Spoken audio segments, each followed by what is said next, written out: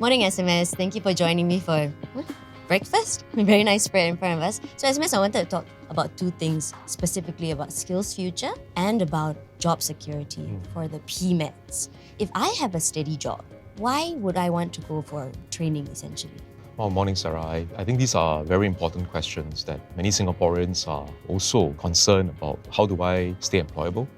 How do I ensure that my skill sets are able to keep up with all these fast-changing technologies, changing business models? So Skills Future is a national movement that we set up precisely to give our people the assurance. So we will work with our key partners, so the unions, the employers, trade associations, the institutes of higher learning. We'll bring everybody together and we'll provide the training ecosystem to ensure that our people, our workers, are able to stay employable for life. On the part of employers as well, you have to support your workers. Take full advantage of all these different schemes that we have. If you're not sure, contact Skills Future Singapore, SSG. We will help you. We will point you in the right direction.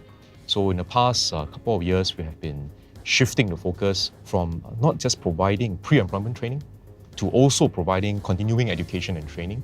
The end in mind is that we have an economy that constantly learns, workers that constantly upgrade their knowledge and skills, companies that will regularly invest and make this a commitment that as an employer, I will invest in the training of my workers. Because when you do that, it actually flows back to you in terms of the benefits because your workers become more productive. Your company then can become more competitive. SMS, there's a lot of talk about innovation and about technology upgrading and automation specifically. At the end of the day, do we end up with people losing their jobs? I think it's a concern that many people are worried about, not just here but also overseas. Because in certain areas, it's true. Technology can take over certain jobs. But if you look at it on the positive side, actually for every job that is disrupted, the technology also brings about new jobs. But these new jobs require new skills. So that's why training is so important. We need to help the workers to be able to transit and plug the skills gap. So I think if we are able to combine what the machines can do with what humans can do and use the machines and technology to augment the human worker, I think that will be the best combination. But to do that well, Skills Future, lifelong learning, skills upgrading becomes absolutely critical. Enterprise transformation and skills upgrading must go hand in hand. You spoke about a small company, startup, for example.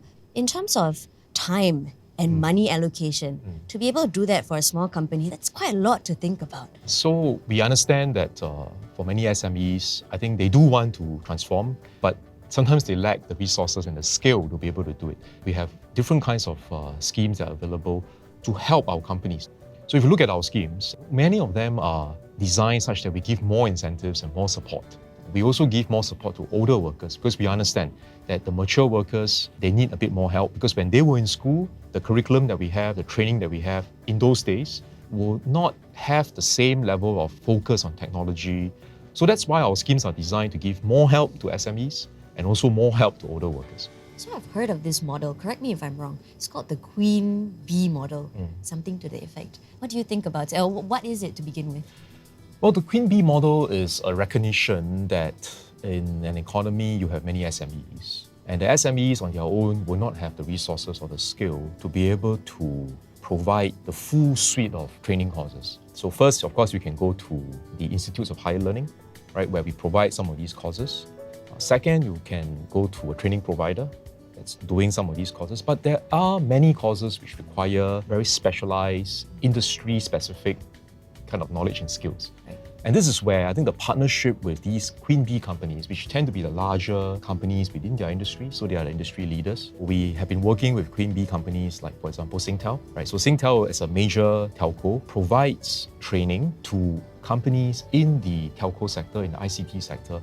We are looking at not just companies, but also other intermediaries like trade associations, the centers of excellence and corporate labs that we are forming within our institutes of higher learning. And I think importantly, the union is also playing a very important role to be able to bring about the willingness of our workers to be able to see these changes positively and to embrace these changes and to take proactive steps to be able to up their skills, to be able to stay competitive, stay relevant, and ultimately to be able to learn for life. Thank you very much, SMS. This is very comprehensive. I won't keep you from your food. Thank you. Chuck in.